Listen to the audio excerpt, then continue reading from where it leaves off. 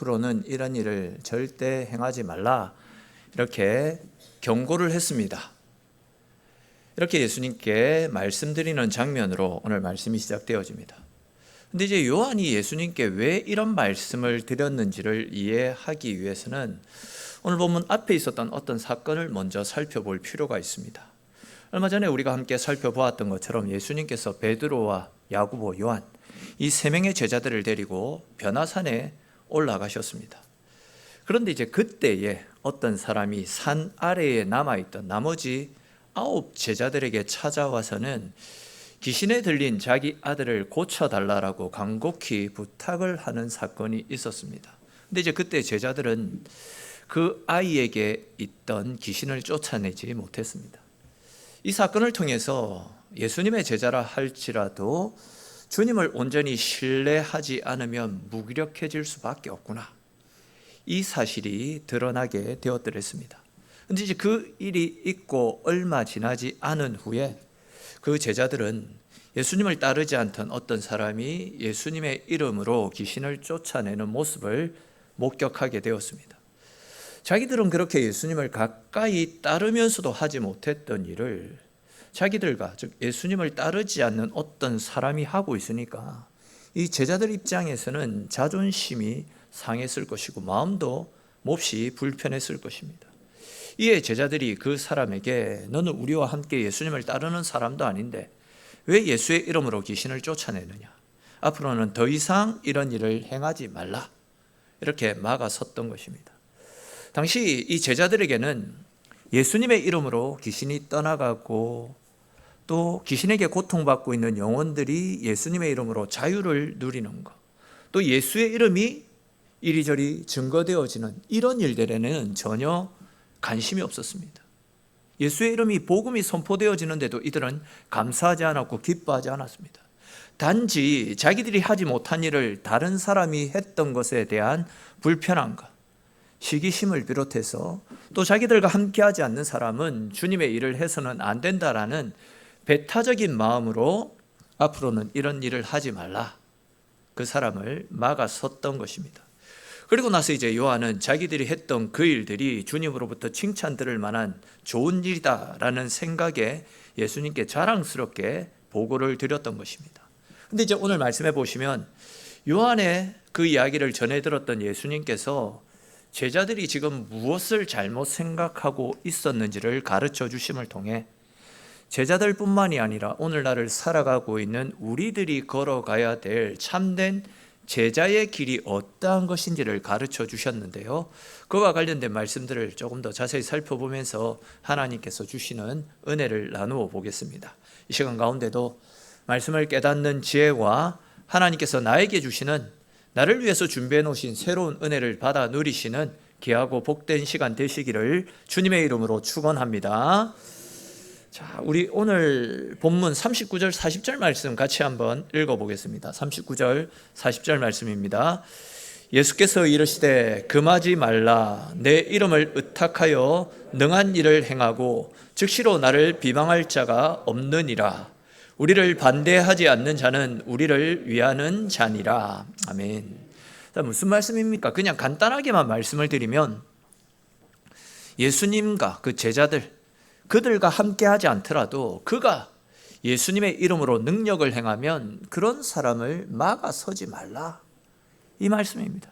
그러니까 이제 지금 예수님은 그 사람이 우리와 함께하고 있느냐 함께하고 있지 않느냐, 이것보다도 그 사람이 예수님의 이름을 인정하고 예수님의 이름으로 선한 일을 행하고 있느냐, 이것을 더욱더 중요하게 여기신다라는 말씀이고, 또 그 사람이 예수님의 이름을 반대하지 않는다라고 한다면, 예수의 복음이 선포되어지는 일을 해방하지 않는다라고 한다면 오히려 그 사람은 우리를 위하는 사람이고 복음을 위하는 사람이다라는 이 말씀을 통해서 하나님의 일은 장인애들만 할 수 있다라고 생각했던 제자들의 편견과 좁은 생각들을 바로 잡아 주시고 있는 중입니다. 사실 우리가 하나님의 일을 할 때에 다른 사람이 나보다 더 유명해지고 나보다도 다른 사람이 더 인정을 받게 될 때에 솔직히 우리 속에 시기심이 생겨나는 것이 사실입니다. 예를 들어서 이거는 제가 이제 금요 기도회 시간에 한두 번 말씀을 드렸던 내용인데 뭐 다들 잘 아시는 내용이니까 그냥 그대로 말씀을 드리면 우리 교회에서는 새 기쁨반이 어떻게 보면 좀 특별화되어 있다라고 할 수 있습니다. 한 권사님의 특별한 은사와 또 섬김으로 은혜롭게 잘 진행되어지고 있습니다. 저는 밖에 나가면 이 새 기쁨반, 이 모임과 또 새 기쁨반을 섬기고 계시는 그 권사님을 자랑스럽게 계속해서 자랑합니다. 그러면 이제 어떤 분들은 그렇게 하면 리더십이 분산될 수 있다. 그렇기 때문에 절대 그 권사님에게 그 일을 맡기지 말라. 이런 조언을 해 주십니다. 또 우리 성도님들 중에서도 비슷한 이야기를 하시던 분들도 있었습니다. 저는 전에도 말씀드렸듯이 그것처럼 어리석고 미련한 말이 따로 없다라는 생각이 듭니다. 새 기쁨반을 통해서 그 권사님이 자기 사람을 만드는 것이 아니지 않습니까? 다 들어서 다 아시겠지만 전부 복음을 전합니다. 예수님만 증거되는 시간입니다. 때로는 이제 목사가 전하는 설교가 어려워가지고 은혜를 누리지 못하는 분도 그곳에 가가지고 좀 더 실질적인 측면에서 말씀을 이해하고 좀 더 은혜를 받고 또 믿음의 뿌리가 깊어져서 예수님을 더 사랑하고 교회를 위해서 더 헌신하면 이거는 오히려 제 목회에 더 큰 도움이 되는 일이거든요. 그걸 시기해가지고 그거 하지 말라고 막는다라고 한다면 그거는 제 스스로가 제 무덤을 파는 것이다. 진짜 어리석고 미련한 일이다라고 생각합니다. 더 나아가서 그것은 오히려 복음을 가로막는 것이고 교회의 성장을 가로막는 진짜 미련한 짓이다 생각됩니다. 저 개인적으로 걱정하는 것이 뭐냐면 권사님이 이제 70이 되셔가지고 은퇴하면 이제 새 기쁨반은 어떻게 하지? 저 진짜 그런 걱정을 벌써 합니다. 그래서 권사님한테 수시로 이을 사람 만들어 놓고 은퇴라고 그런 이야기를 하고 있습니다. 그 정도로 지금 제가 목회에 큰 도움을 받는데 이걸 시기하고 질투하고 하지 말라고 막는 것은 미련한 짓 아닙니까? 전 누구든지 교회와 복음을 위해서 눈에 튀도록 열심히 섬기고 봉사하고 헌신하면 교회 차원에서 적극적으로 밀어주고 격려해야 될 일이지 함께 박수 치주면서 격려해 줘야지 그걸 하지 말라고 막아서고 싫은 소리를 하는 것은 오히려 복음을 가로막는 하나님의 일을 막아서는 진짜 심각한 위험에 빠지는 일이다라고 할 수 있습니다. 같은 측면에서 같은 맥락에서 제가 또 감사한 것 중에 하나가 지금 우리 교회가 커피 봉사를 통해서 이 봉안공단 12길 안에 계신 분들을 섬기고 있는 것도 어떤 한 분의 적극적인 헌신과 섬김을 통해서 시작되어진 일이거든요. 제가 그 일을 아직 정확하게 기억하는데 제가 2023년 12월 17일에 누가복음 10장 38절에 기록된 선한 사마리아인의 설교를 했었습니다. 그때 설교를 하면서 어떤 이야기를 했냐면 우리 교회 3층 식당에 엘림테크랑 청운사 이렇게 두 업체만 식사를 하러 오실 때는 교회가 깨끗했었는데 이제 앞에 여기 식당이 문을 닫자 외부에서 여기저기에서 식사를 하러 오시는 분들이 한 100명 가까이 있었더랬습니다. 근데 이제 그분들이 오시고부터 교회 쓰레기도 넘쳐나고 화장실도 지저분하고 제가 그 화장실 그 남자 화장실 막혀 있는 걸 몇 번이나 뚫어드렸습니다. 교회도 굉장히 지저분해졌습니다. 근데 우리 교회라고 한다면 그런 분들에게 화를 내거나 짜증을 부리지 않고 오히려 그런 분들이 교회를 사용함에 있어서 불편을 느끼지 않도록 더 친절하게 사랑으로 섬겨야 된다. 이런 말씀을 전해드렸습니다. 근데 이제 그때 그 권사님이 은혜를 받으셨는지 저한테 찾아오셔가지고 목사님, 그 점심 식사를 하러 오시는 분, 그 100분 정도 되는 그분들 우리가 커피 봉사를 하며 섬기는 것이 어떨까요? 라고 이야기를 하시더라고요. 그러더니 직접 커피 머신을 후원까지 받아가지고 그때부터 해가지고 진짜 적극적으로 봉사를 잘 해주셨습니다. 또 그걸 시작으로 해서 우리 집사님들 중에서도 바리스타 자격증을 새로 따셔가지고 적극적으로 헌신하고 섬기고 계시는 분도 있습니다. 그걸 계기로 해서 교회가 이 지역 가운데 좋은 평가를 받기 시작했고 또 섬기는 분들은 아시겠지만 지역 주민들과도 굉장히 가까워졌습니다. 또 우리가 이런 식으로 복음의 씨를 뿌리기 시작하니까 하나님께서도 교회 가운데 복음의 열매들을 하나씩 하나씩 맺히도록 은혜를 부어주고 계십니다. 거기에 대해서 우리 역시도 지금 커피를 마시면서 성도들과 교제를 나누고 또 얼마나 좋은 일들이 일어나고 있습니까? 사람들 생각에는 눈에 띄고 거슬리는 행동이다 이렇게 생각할 수 있겠지만 이렇게 누군가가 적극적으로 나서주고 섬기는 헌신이 있었기 때문에 교회가 더 따뜻하고 또 사랑으로 하나 되는 새로운 계기가 생겨나고 있는 것 아니겠습니까? 누군가가 교회 안에서 무슨 일이든지 적극적으로 섬기면 그것이 주님을 위한 일이다라고 한다면, 교회를 위한 일이다라고 한다면 여러분 우리는 그것을 막아설 것이 아니라 오히려 칭찬해주고 격려해주고 박수 쳐줘야 되는 것입니다. 저는 매주 이렇게 이 강단에다가 꽃꽂이를 하시는 일도 마찬가지라 생각합니다. 어떨 때는 뭐 강대상 앞에다가 이렇게 했다가 또 어떨 때는 뭐 요 밑에다가 했다가 또 어떤 때는 뒤에다가 했다가, 그러니까 그 집사님이 어떻게 하면 더 강대상을 아름답게 꾸밀 수 있을까를 고민하면서 개인 사비를 들여서 또 시간까지 헌신하면서 강대상을 꾸미고 있습니다. 어떤 때는 진짜 너무 화려해가지고 저의 수려함이 가려질 때도 있지만 누구 하나 나서가지고 선뜻 하지 못하는 이 섬김을 교회를 위해서 이렇게 아름다운 섬김으로 베풀고 있는데 진짜 귀한 일 아닙니까? 강대상이 왜 이래 화려하노? 꽃이 왜 이래 빨갛노? 노랗노? 파랗노? 이러면 목사님 인물 다 죽는다. 진짜 저한테 그런 이야기 하시는 분들이 종종 계셨더랬습니다. 제가 잘생겼다는 게 아니고 인정합니다. 저 아닌 거 인정합니다.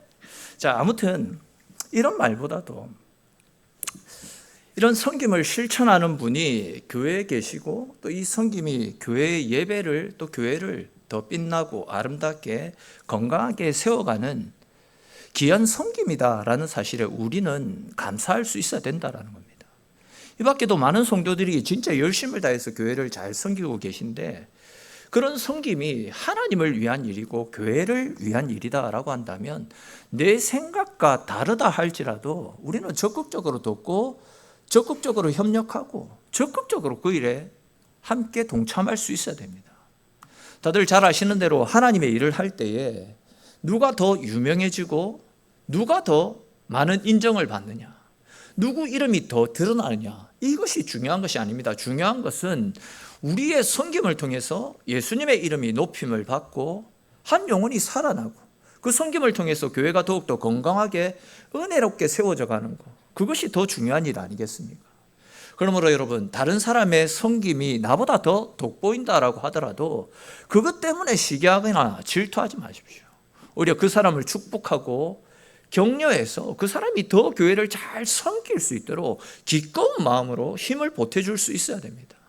왜냐하면 그 사람을 통해서 나오는 열매도 결국 하나님 나라를 위한 열매이고 우리 모두가 함께 기뻐해야 될 교회의 열매이기 때문입니다. 혹 내가 드러나지 않더라도 예수님의 이름이 드러난다면 그것으로 우리는 감사할 수 있어야 되고, 내가 인정받지 못한다 할지라도 교회가 든든하게 세워지고 복음이 전해진다라고 한다면 우리는 그것으로 기뻐하고 즐거워할 수 있어야 되는 것입니다. 이러한 사실을 기억하시고 교회를 위해 열심을 내고 섬기고 헌신하는 모든 분들을 칭찬하고 격려하고 세워줄 뿐만이 아니라 우리 모두가 열심을 내어서 주님의 교회를 섬겨서 더욱더 주님의 이름이 드러나고 교회가 더욱더 건강하게 세워지는 하나님이 하시는 일들이 우리의 섬김과 헌신을 통해서 날마다 새롭게 풍성하게 일어날 수 있게 되기를 주님의 이름으로 축원합니다. 자, 그런데 또 이어지는 말씀을 보십시오. 예수님께서는 다른 사람의 섬김을 시기하거나 막아서는 것이 아니라 오히려 작은 섬김이라도 귀하게 여기고 함께 세워져 가야 된다라는 이 사실을 좀 더 자세히 설명해 주시기 위해서 서로 상반된 두 가지 말씀을 들려주고 계십니다. 한 가지는 긍정적인 측면에서 들려주시는 말씀이고 또 한 가지는 부정적인 측면에서 들려주시는 말씀입니다. 우리 먼저 긍정적인 측면에서 들려주셨던 41절 말씀 같이 한번 읽어보겠습니다. 41절 말씀입니다. 누구든지 너희가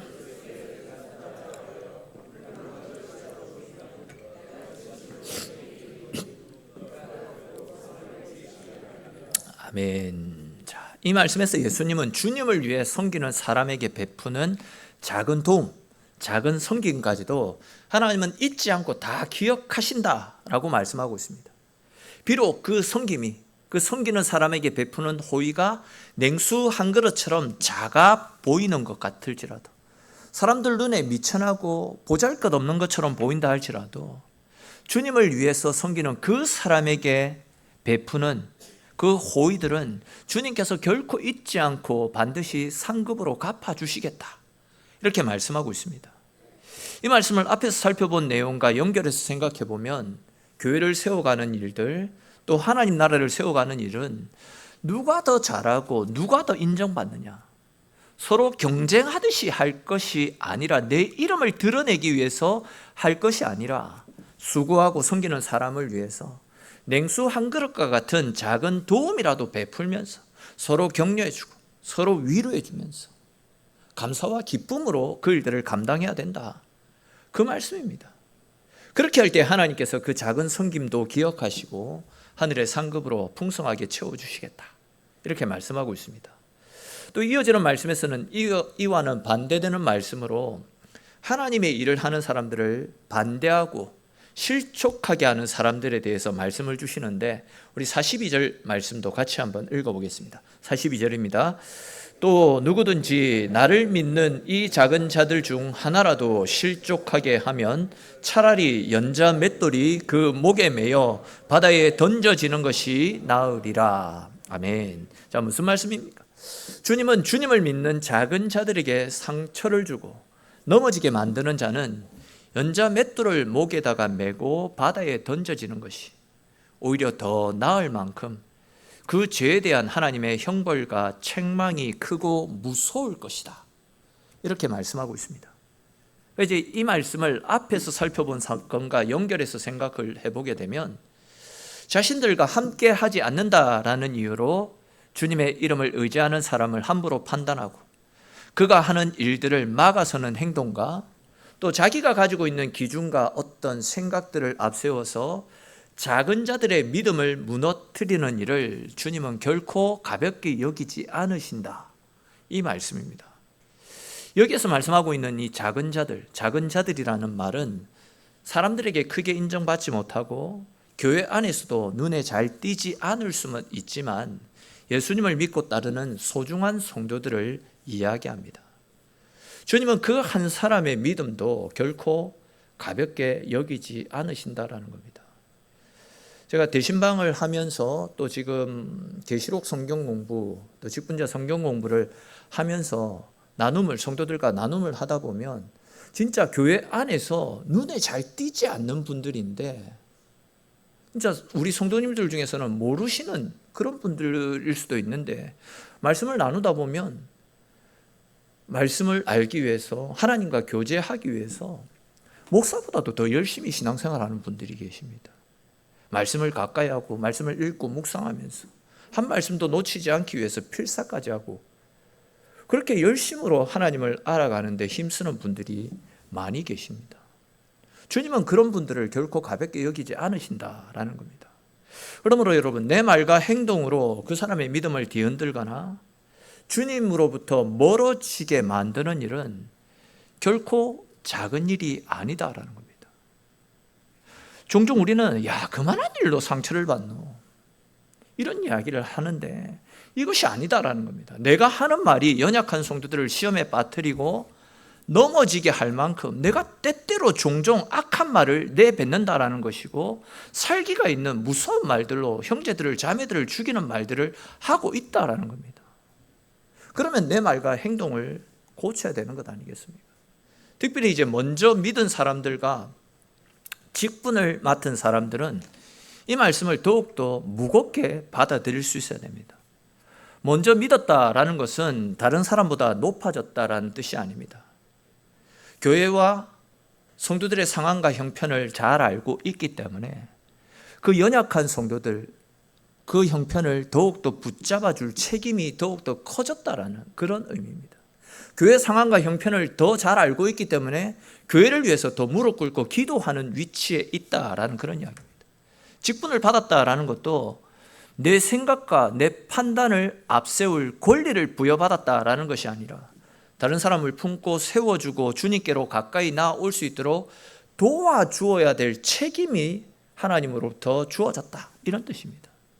그렇기 때문에 우리는 우리의 말과 행동을 철저하게 돌아볼 수 있어야 됩니다. 내가 무심코 내뱉는 말 한마디가 누군가의 믿음을 흔들고 신앙생활로부터 멀어지게 만들고 있지는 않는지, 또한 내가 옳다고 주장하고 있는 태도가 연약한 성도들의 믿음을 짓누르지는 않는지 내 말과 행동을 잘 돌아보고 잘 살펴야 됩니다. 앞에서 말씀을 드렸듯이 이만한 일로 상처받는 것이 아니라, 이것이 아니라 내가 그만큼 독한 말로 사람을 아프게 하고 병들게 하는 독한 말을 가지고 있다라는 겁니다.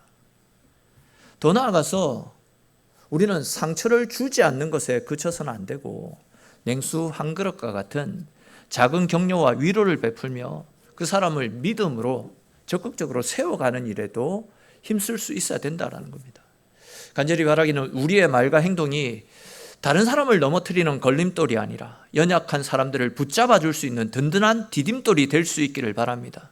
다른 사람의 섬김을 막아서는 삶이 아니라 기꺼이 인정하고 격려하고 함께 세워가는 격려의 사람, 위로의 사람이 될 수 있기를 바랍니다. 그래서 우리로 말미암아 낙심했던 사람이 다시 힘을 얻고 흔들리던 믿음이 든든히 세워지고 더 많은 사람들이 주님께로 가까이 나오게 만드는 은혜의 통로, 축복의 통로의 삶을 살아가시는 저와 여러분들이 되시기를 주님의 이름으로 축원합니다. 자, 앞에서 살펴본 것처럼 주님은 연약한 성도를 실족하게 만드는 죄를 결코 가볍게 여기지 않는다라는 말씀을 주셨습니다.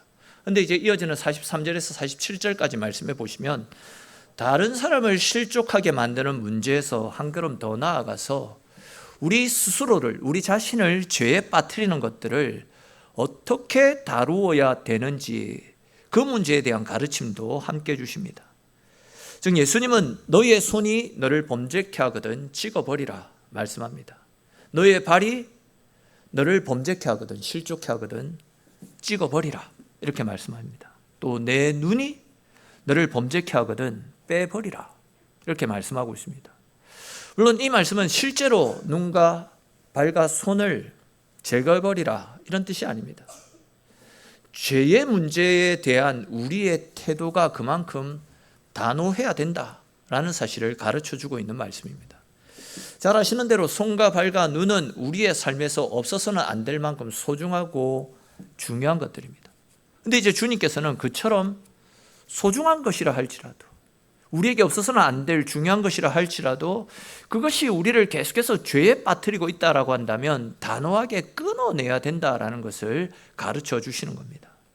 즉 우리 안에 굳어져 있는 잘못된 습관, 끊어내지 못하고 있는 욕심, 사람들에게 상처를 입히는 말버릇이나 나와 같지 않다라고 해서 다른 사람을 책망하고 정죄하는 태도, 남을 시기하고 미워하는 마음들이 우리 가운데 있다라고 한다면 그것이 아무리 오래되고 익숙한 것이라 할지라도 나는 오랫동안 이렇게 해왔기 때문에 쉽게 잘 되지 않는데요, 이것이 아니라 단호하게 결별하고 그 삶에서 돌아서야 된다 이렇게 이야기합니다. 그렇게 죄와 단호히 결별하고 영원한 생명에 들어가는 것이 죄를 붙들고 있다가 지옥의 심판에 이르는 것보다도 훨씬 낫다, 예수님은 그렇게 말씀합니다. 왜냐하면 48절에 기록된 말씀처럼 지옥은 구더기도 죽지 않고 불도 꺼지지 않는 영원한 형벌이 뒤따르기 때문입니다. 그만큼 죄에 대한 하나님의 심판이 두렵고도 엄중하다, 그 말씀입니다. 그러므로 여러분, 우리는 다른 사람을 실족하게 만드는 죄뿐만이 아니라 나 자신을 죄에 빠뜨리는 모든 습관화된 이런 잘못들까지도 철저하게 돌아보고 철저하게 끊어낼 수 있어야 됩니다. 거기에 대해서 예수님께서는 49절에서 50절 말씀에서 소금에 관한 말씀을 들려주시면서 오늘 본문을 결론 짓고 있습니다. 먼저 49절에서 사람마다 불로서 소금 치듯함을 받으리라 이렇게 말씀하고 있습니다. 이 말씀은 주님의 제자로 살아가는 길 가운데는 죄를 끊어내는 연단과 자신을 하나님께 드리는 희생이 따를 수밖에 없다, 이 말씀입니다. 그리고 이제 50절 말씀에 나타나고 있듯이 소금은 좋은 것이지만 만일 소금이 그 맛을 잃어버리면 아무 쓸모가 없어지고 말지 않습니까? 마찬가지입니다. 예수님의 제자도 제자로서의 모습을 잃어버리게 된다라고 한다면 세상 가운데 아무런 선한 영향력을 끼칠 수 없습니다. 그렇다면 여러분, 예수님의 제자다운 모습이 어떤 모습이겠습니까? 나와 함께하지 않는다라고 해서 배척하지 않는 것입니다. 다른 사람의 섬김을 시기하지 않고 오히려 냉수 한 그릇이라도 대접하며 힘을 보태주는 것입니다. 또한 연약한 성도들을 실족하게 만들지 않고 자신을 죄에 빠뜨리는 습관과 욕심을 단호하게 끊어내는 것입니다. 바로 그런 측면에서 예수님께서는 제자들을 향해서 너희 속에 소금을 두고 서로 화목하라 라는 말씀을 주시는 것입니다. 잘 아시는 대로 소금은 자신의 모습을 그대로 드러내면서 음식의 맛을 내지 않습니다. 자신을 녹이고 자신은 사라지면서 음식의 맛을 살려냅니다. 이렇게 소금이 자신을 녹여서 음식의 맛을 살려내듯이 주님을 따르는 우리 역시도 자신이 드러나고 자신이 인정받는 것을 앞세우기보다도 자신의 욕심, 자존심 다 내려놓고 다른 사람의 섬김을 인정하고 연약한 사람들을 붙들고 세워주는 삶을 살 수 있어야 됩니다. 내가 조금 손해를 보고 내 생각을 내려놓고 또 자존심이 상한다 할지라도 다른 사람의 믿음이 세워지고 공동체가 화목해질 수 있다라고 한다면 기꺼이 자기 자신을 내려놓을 수 있어야 된다라는 거죠. 이러한 삶이 바로 너희 속에 소금을 두고 서로 화목하라 라고 말씀하시는 주님의 말씀을 실천하는 모습이다. 말씀을 드릴 수 있습니다. 이제 말씀을 맺겠습니다. 여러분, 소금은 자신을 드러내지 않지만 자신을 녹여서 주변을 살려내는 역할을 합니다. 무엇보다도 우리 예수님께서는 자신을 높이거나 드러내지 않으셨습니다. 오히려 자신을 낮추시고 십자가에 내어주심을 통해 죄인된 우리를 구원하고 살려주셨습니다. 그러므로 주님을 믿는 우리들 역시도 자신을 드러내기보다도 다른 사람을 세워주는 삶을 살 수 있어야 됩니다. 내 이름이 높아지지 않는다 하더라도 그것이 주님을 위한 일이고 교회를 세워나가는 일이라면 시기하고 질투할 것이 아니라 오히려 박수치고 인정해주고 격려해주고 칭찬해주는 그런 삶을 살 수 있어야 되는 것입니다. 소금이 자신을 녹여서 음식의 맛을 살려내듯이 예수님께서 자신을 희생함으로 우리를 구원하고 살려주셨듯이 우리도 자신을 낮추고 기꺼이 희생함으로 교회를 은혜 가운데 건강하게 세워나갈 수 있어야 되는 겁니다. 그렇게 할 때에 우리가 있는 곳곳마다 다툼은 멈추게 될 것이고 상처 입은 심령들은 회복될 것이고 연약한 믿음은 다시 세워지고 주님의 교회는 든든하게 아름답게 건강하게 세워지게 되는 것입니다. 오늘 나눈 말씀들을 꼭 기억하시면서 다른 사람을 섬기고 다른 사람을 위하고 격려하면서 때로는 내 자존심이 상하더라도 내가 사라지더라도 다른 사람을 섬기는 삶, 주님이 친히 본을 보여주셨던 섬김의 삶을 실천함을 통해서 이런 우리들의 섬김과 희생과 봉사와 나눔을 통해서 주님의 교회가 주님의 뜻대로 더욱더 아름답고 건강하게 세워지는 하나님께서 하시는 일들을 경험하는 저와 여러분들의 삶이 될 수 있기를 우리 교회가 되어지기를 주님의 이름으로 축원합니다. 오늘 주신 말씀들을 생각하면서 한번 같이 기도드리기를 원합니다. 주님의 제자들은 시기하고